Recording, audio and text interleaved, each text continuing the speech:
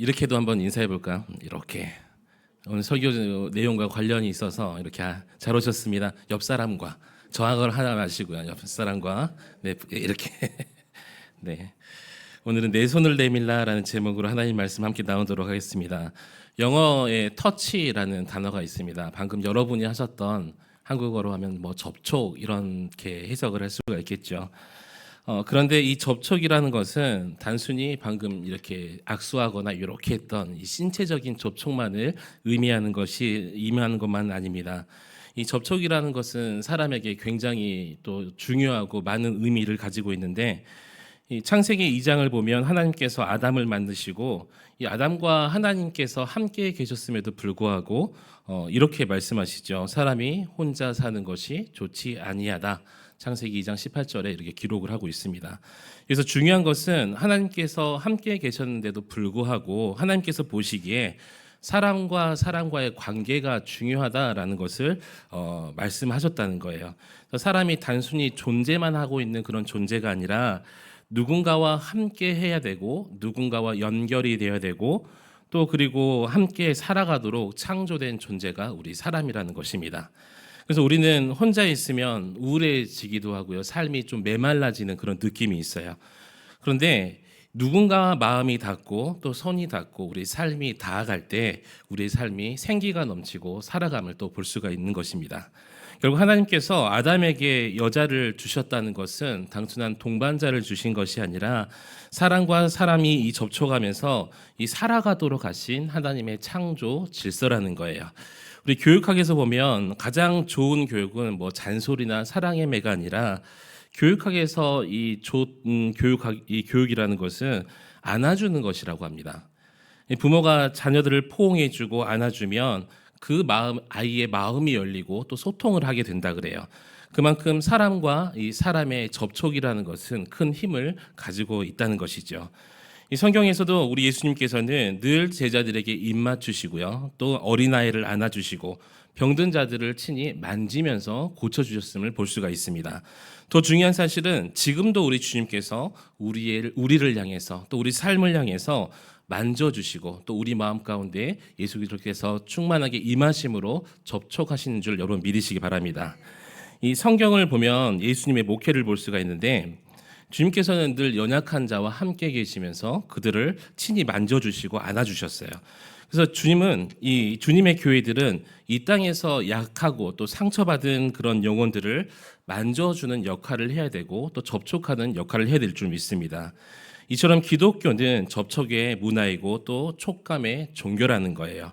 아기가 태어났을 때 아기가 약해 보인다고 그 아기를 만지지도 않냐고 침대에 두기만 하면 그 아이가 병을 앓게 되고 또 약해진다고 합니다. 우리가 볼 때 허약한 아기이기 때문에 만지면 안 될 것 같고 그냥 가만히 놔둬야 될 것 같은데, 만약 아기가 2살이 되도록 뭐 껴안는 것, 입 맞추는 것 부모님들 많이 하시잖아요. 이런 것을 배우지 않고 느껴보지 못한다면 아기의 뭐 신경학적 손상이나 또 심하게는 자폐증도 나타난다고 해요. 실제 제가 아는 목사님 아이가 자폐증이 있었는데 사모님께서 할 수 있는 게 아무것도 없었어요. 뭐 아이를 뭐 고아원에 보낼 수도 없고 또 특별히 목사님 가정이잖아요. 그래서 아이를 안고 항상 기도하는 그런 사모님이셨는데 아이가 지금 정상적으로 활동하고 살아가고 있다고 합니다. 의학 용어로 마라스모스라는 증상의 질병이 있어요. 마라스모스 증상이라는 것은 아기가 사람의 접촉을, 특별히 부모의 접촉을 충분히 경험하지 못했을 때 아기의 몸과 마음이 쇠약해지는 질병을 가리킵니다. 그래서 어른들은 아이가 예뻐서 만졌지만 아기들에게는 그 어른, 특별히 부모들이 만져주는 그 손길이 아이의 건강에 밀접하게 연결이 된다고 합니다. 그래서 아이들은 엄마가 많이 안아주면 그 아이가 그 단순하게 그 사랑만, 그것만 경험하는 것이 아니라 육체와 정신이 건강해지는 비결이 거기에 있다고 해요. 저희 아들은 요즘은 사춘기입니다. 말수가 예전보다 많이 적어졌어요.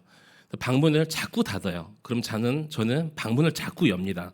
저희 집에서는 방문을 잠그는 게 허용되지 않아요. 친구들만 놀려고 하고 핸드폰으로도 친구들과 이 전화기로 연결을 해서 같이 게임을 하고 그렇게 놀아요. 방안 냄새도 강아지 냄새 비슷한 거 이렇게 나면서 아무튼 그렇습니다. 근데 요즘 저희 아들 저번에 새벽 시간 한번 말씀드렸는데 저희 아들과 함께 자요. 함께 자는데 저는 얼마나 좋은지도 모르겠고 안 좋은지도 모르겠고 좀 힘든 면이 있습니다.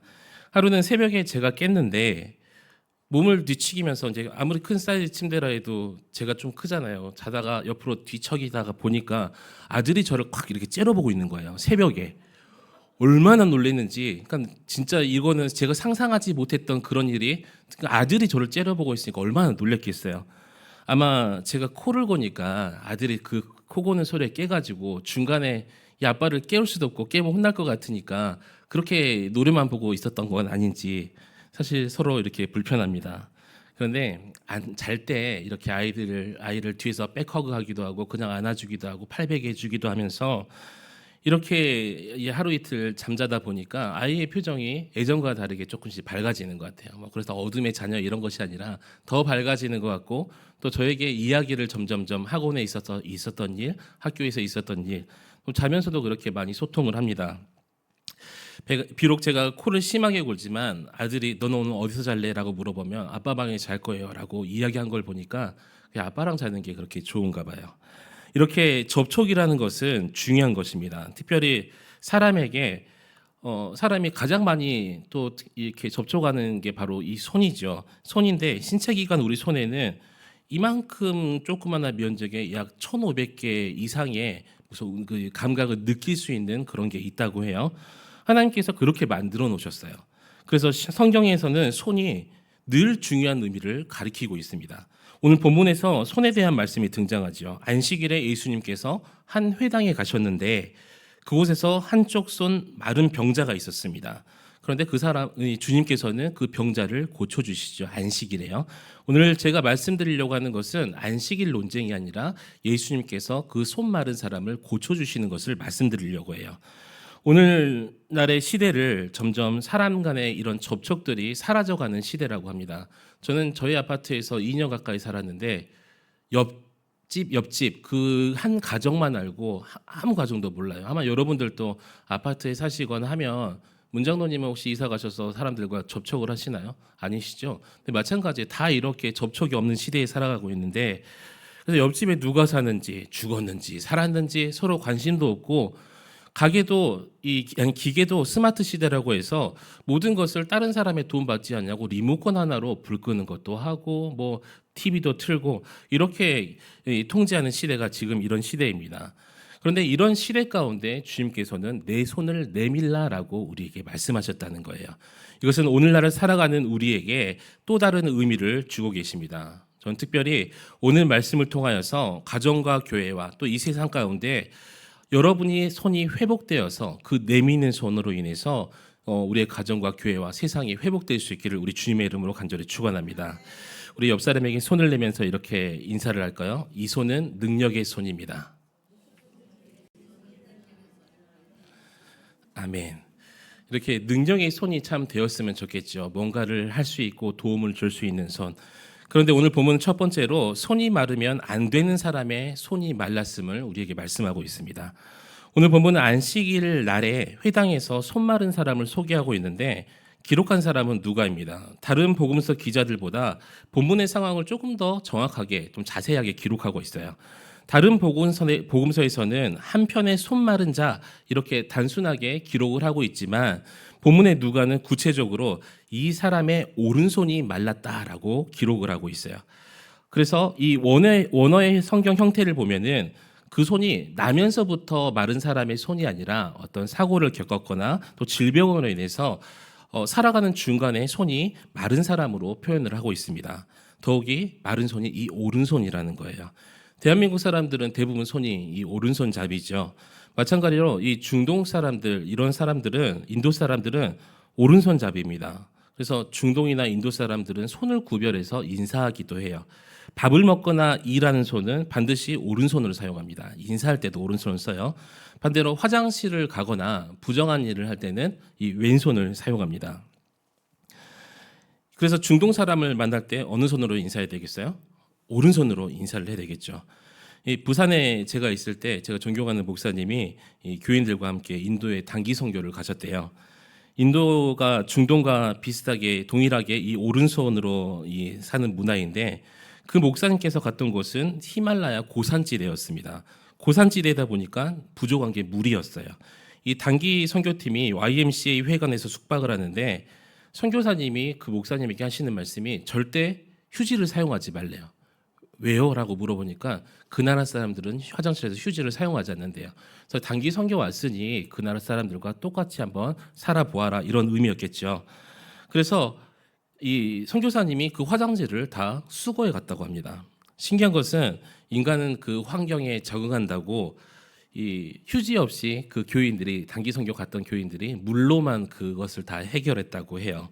근데 문제가 생겼는데 목사님이 화장실보다 힘들었던 게 생각난다면서 하시는 말씀이, 권사님들이 아침을 또 점심을 이게 밥을 챙겨 주실 때 한국에서 혹시나 식단이 안 맞을까봐 김치를 갖고 오셨는데 그 김치를 손으로 찢어야 맛있다면서 아침마다 손으로 김치를 이렇게 딱 찢어서 주셨다는 거예요. 분명히 그 화장실에는 휴지가 없는데, 물밖에 떠진 게 없는데 양손으로 찢어 주신다면, 만약에 권사님들이 찢어 주신다면 저는 맛있게 먹을 겁니다.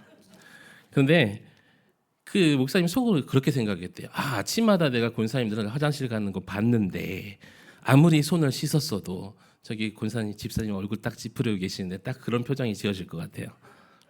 그런데 뭐 주의 종을 살아가는 마음으로 그 손수 김치를 찢어주셔서 맛있게 먹었다는 이야기를 들었습니다. 이처럼 중동 문화에서는 이제 오른손과 왼손의 역할이 분명하게 구별이 돼요. 심지어 어떤 범죄에 대한 형벌로 오른손을 자를 만큼 이 오른손, 왼손이 구별되어 있는데 그만큼 오른손은 매우 중요한 의미를 가지고 있습니다. 따라서 오른손이 말랐다는 것은 어떤 단순한 불편함이 아니라 작은 장애 정도가 아니라 치명적인 인체의 고통, 또 문화적인 차별, 정서적인 아픔, 사회적인 단절까지 의미하는 심각한 상황이었다는 거예요. 더 나아가서 성경에서 손이라는 것은 단순한 신체의 일부를 넘어서 어떤 일과 행위, 또 노동과 봉사, 그리고 능력을 상징하기도 합니다. 어떤 의미에서 이 손이 마른다는 것은 아무것도 할 수 없는 상태, 즉 삶의 역할과 어떤 기능을 잃어버린 상태를 의미하고 있어요. 그런데 더욱더 주목해야 될 것은 무엇이냐면 여러분들처럼 지금 회당 안에 있다는 거예요. 교회 안에 있다는 거예요. 오늘날로 표현하면 교회 안에 있지만 봉사의 손이 말라버린 사람, 또 기도의 손이 마른 사람을 의미하고 있다는 거예요. 또 전도의 손이 마르고 섬김의 손이 말라버린 그 상태, 영적으로 우리에게 보여준다는 것입니다. 반대로 성경에서 손이 마르지 않는 자의 상태를 뭐라고 말씀하시냐면 잠언 31장 20절에 손을 내미는 자라고 말씀을 하셔요. 함께 읽겠습니다. 시작. 그는 공고한 자에게 손을 펴며 궁핍한 자를 위하여 손을 내밀며. 아멘. 즉 손이 마르지 않는 사람은 궁핍한 자에게 손을 내미는 사람이라고 말씀하신다는 거예요. 그러니까 뭐 여러분 지금 여러분의 상태를 성경 말씀과 자꾸 비교해 보시기 바랍니다. 또 신명기 15장 11절 말씀 함께 읽겠습니다. 시작. 땅에는 언제든지 가난한 자가 그치지 아니하겠으므로 내가 내게 명령하여 이르노니 너는 반드시 내 땅 안에 내 형제 중 곤란한 자와 궁핍한 자에게 내 손을 펼치니라. 아멘.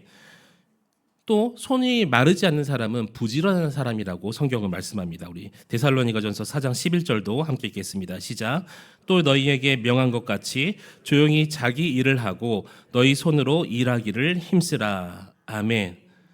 믿음의 사람들, 특별히 이 교회 안에 있는 여러분들은 손 마른 사람처럼 그렇게 살아가는 것이 아니라 늘 부지런한 손을 가지고 살아가야 됨을 또 말씀하고 있어요. 또 성경은 뭐라고 말씀하시냐면 기도의 손이 되어야 된다고 말씀하고 있습니다. 우리 디모데전서 2장 8절 함께 읽겠습니다. 시작. 그러므로 각 처에서 남자들이 분노와 다툼이 없이 거룩한 손을 들어 기도하기를 원하노라. 아멘. 여기서 손을 든다는 의미가 어떤 의미겠어요? 기도한다라는 의미겠죠. 그런데 기도가 멈췄다는 것은, 기도의 손이 말라버렸다는 것은 내가 회개하지 않는다는 거예요. 내가 하나님께 항복하지 아니하고 은혜를 사모하지 않는다라는 뜻을 가지고 있습니다. 여러분, 기도하는 손이 가장 아름다운 손이며 생명의 손임을 여러분 믿으시기 바랍니다. 여러분 한번 상상해 보시기 바랍니다. 생명 없이 말라버린 손, 아무런 일을 하지 못할 뿐만 아니라 보기에도 그렇게 좋아 보이진 않을 거예요. 그래서 반드시 말라버린 손이 아닌 아름다운 손, 건강한 손을 우리가 유지해야 되겠죠. 사람들은 착한 일도 손이 하고 나쁜 일도 손을 통해서 합니다. 아담과 하와가 손으로 선악과를 따먹고 죄를 지었어요. 근데 주님께서는 십자가에 못 박히심으로 우리 죄를 용서하신 그 거룩한 피 묻은 손으로 우리를 사해 주셨다는 거예요. 여러분, 손으로 행하는 어떤 결과에 따라서 삶의 무게와 질이 달라집니다. 중요한 사실은 세상에서 손이 말라 괜찮은 사람이 단 한 명도 없다는 거예요. 마찬가지죠. 교회 안에서도 영적으로 손이 마르면 안 된다는 것입니다. 손이 마른 채 살아가다는 것이 하나님의 뜻이 아님을 여러분 믿으시기 바랍니다. 손이 마른 사람은 하고 싶어도 할 수 있는 게 아무것도 없어요. 힘이 들어갑니까? 올리기도 힘들어요. 돕고 싶어도 돕지 못하고 섬기기 싶어도 섬기지 못하고 기도하고 싶어도 기도하지 못하는 삶이 바로 손이 말라버린 삶이라는 거예요. 그런데 그런 주님께서 그런 우리에게 이렇게 말씀하시죠. 내 손을 내밀라. 우리 따라합시다. 내 손을 내밀라. 여러분, 마른 사람이 여러분의 손이 말랐어요. 비틀어졌어요. 그런데 예수님께서 손을 내밀라고 해요. 아니, 옆 사람이 손을 내밀라고 해요. 근데 이게 쉬운 일입니까? 이 말라 있으니까 육체적으로 올리기도 참 힘든데 사실은 마음적으로도 자신의 약함을 이렇게 드러낸다는 것이 쉬운 일만은 아닐 거예요. 숨기고 싶고 감추고 싶고 그대로 두고 싶은 것이 바로 우리의 마음입니다. 그런데 그 사람이 손을 내밀었을 때, 예수 그리스도께서 손을 내밀라 했을 때, 손을 내밀었을 때 그 사람의 손이 회복된 줄 여러분 믿으시기 바랍니다. 죽었던 손에, 말라버린 손에 생기가 돌고 생명이 돌아왔어요. 할 수 없었던 사람이 이제는 무언가를 할 수 있는 사람으로 변화되었습니다. 오늘 주님 앞에 여러분의 그 말라버린 무언가, 여러분의 그 말라버린 그 손을 내밀면서 주님께 맡기면서 주님이 죽었던 손이 살아나고 또 막혔던 사명이 다시 열리고 멈췄던 은혜가 다시 흐를 수 있는 놀라운 은혜가 여러분에게 흐를 수 있기를 우리 주님의 이름으로 간절히 축원합니다. 오늘 말씀은 두 번째로 손이 말라 내밀 수 없는 사람에게 손을 내밀라라고 말씀을 하십니다. 예수님께서 손이 마른 사람에게 손을 내밀라고 말씀하시죠. 하지만 사실 손 마른 사람이 손을 쓰기 싫어서 내밀고 싶지 않아서 손을 내밀지 않는 것이 아닙니다. 눈으로 볼 때 손조차 내밀 수 없는 그런 상태. 이미 말라버린 손을 내밀기 위해서는 큰 고통이 수반하는 거예요. 하지만 주님께서는 손이 말라 움츠린 그 손 마른 사람에게 그 손을 주님께 내밀라. 그 손을 주님께 펼치라라고 말씀하고 있습니다. 그리고 그 손 마른 사람은 자신의 손을 주님께 펼치죠. 우리 10절 말씀 함께 읽도록 하겠습니다. 시작. 무리를 둘러보시고 그 사람에게 이르시되 내 손을 내밀라 하시니 그가 그리하매 그 손이 회복된지라. 아멘. 예수님께서는 때로는 사람이 할 수 없는 일을 행하라고 우리에게 말씀하세요. 분명 사람의 관점으로 보면 우리 인간이 할 수 없는 일입니다. 하지만 주님께서는 하실 수 있으시죠.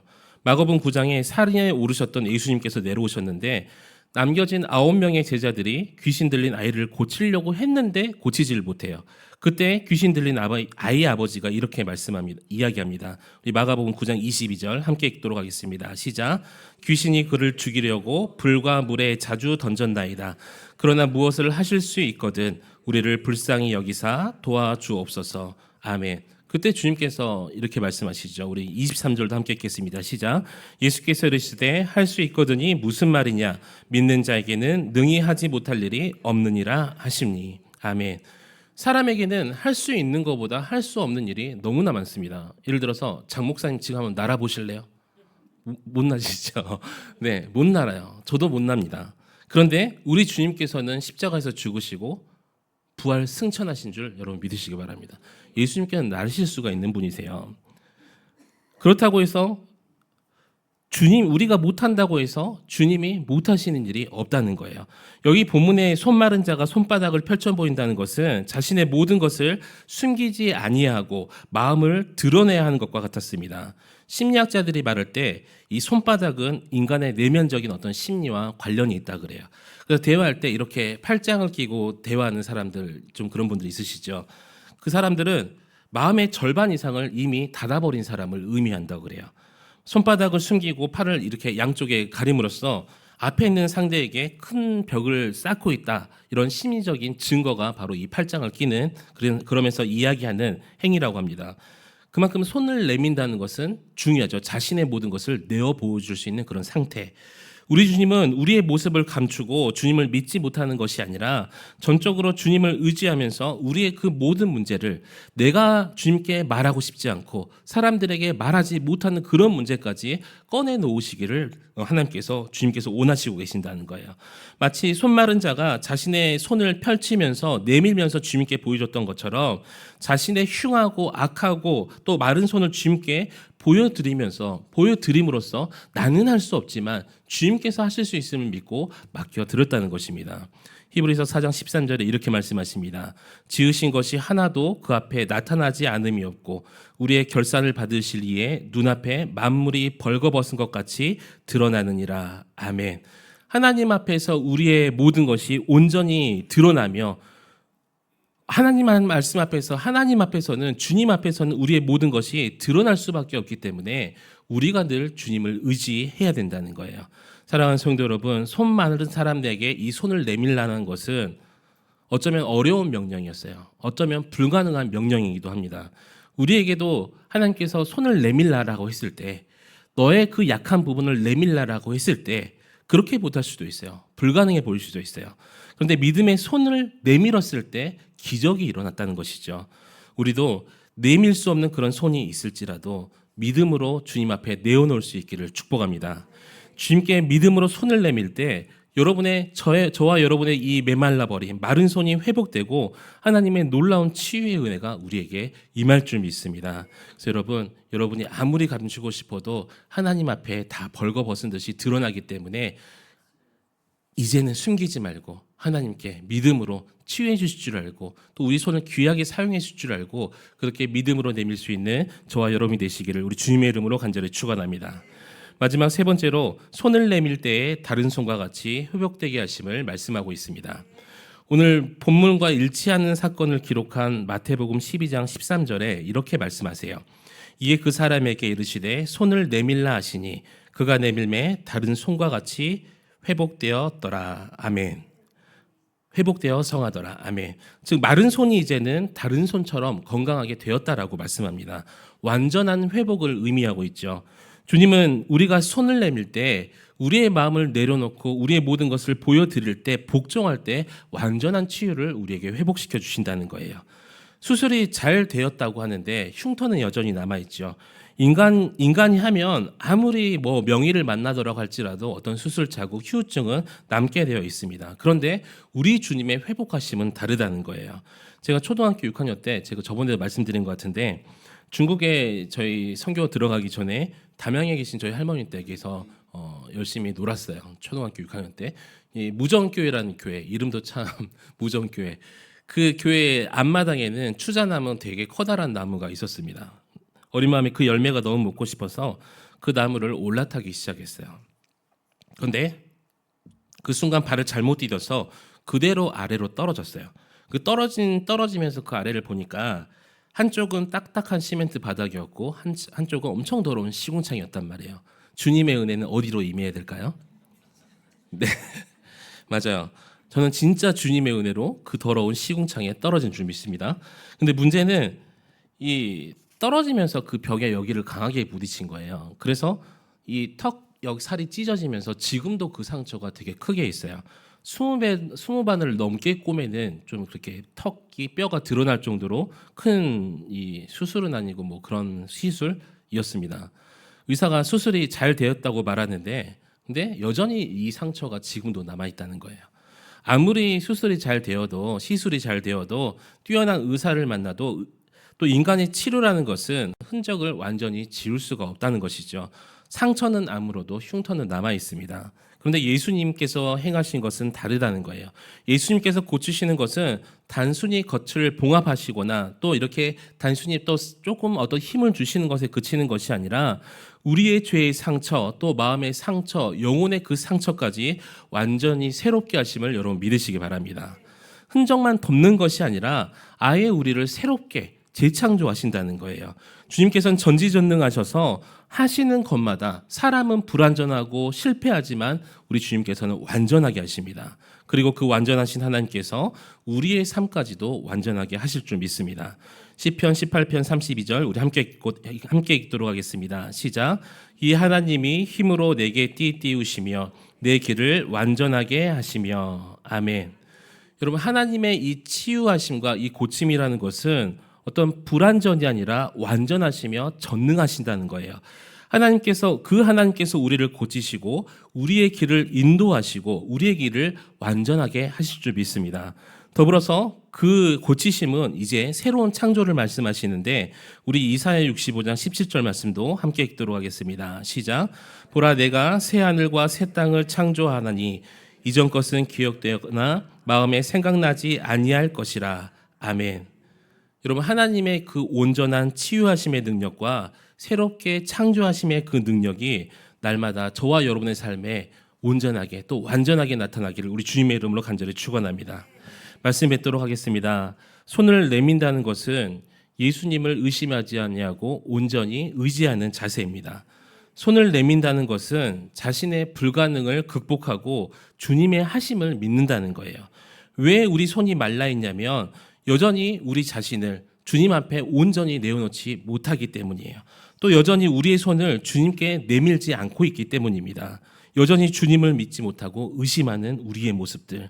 사랑하는 여러분, 오늘 말씀을 통해서 저와 여러분 솔직하게 내어놓기를 바랍니다. 그리고 우리가 사모해야 될 것은 주님께서 주시는 그 은혜라는 거예요. 그때 우리의 무뎌지고 또 거칠어졌던 그 손이 주님께서 만져주시면서 또 그 고침받은 손을 통해서 하나님의 더 큰 나라를 섬기는 일에 우리를 사용하실 줄 믿습니다. 그래서 그 하나님의 우리를 고치심과 그 위로와 회복의 축복을 늘 누리며 살아갈 수 있는, 그래서 주님께서 원하시는 일을 교회 안에서 있는 우리가 감당할 수 있기를 우리 주님의 이름으로 간절히 축원합니다. 이 시간 함께 기도하시기 원합니다. 우리 기도하실 때 우리 함께 손을 올려서 우리도 내밀면서 기도해 볼까요? 손을 내미시기 바랍니다. 우리 하나님 연약하고 말라있는 나의 영혼이 있습니다. 하나님 앞에 정말 회복받고 싶은, 사람들에게 말하기도 쉽지 않았고 하나님께도 차마 말씀드리지 못했던 나의 말라버린 손, 주님, 우리의 아픈 곳을 주님께서 치유해 주실 줄 믿습니다. 이 시간 주님께서 회복시켜 주신다는 그 믿음을 가지고 우리 주님의 이름을 한번 부르짖고 간절히 기도하시겠습니다.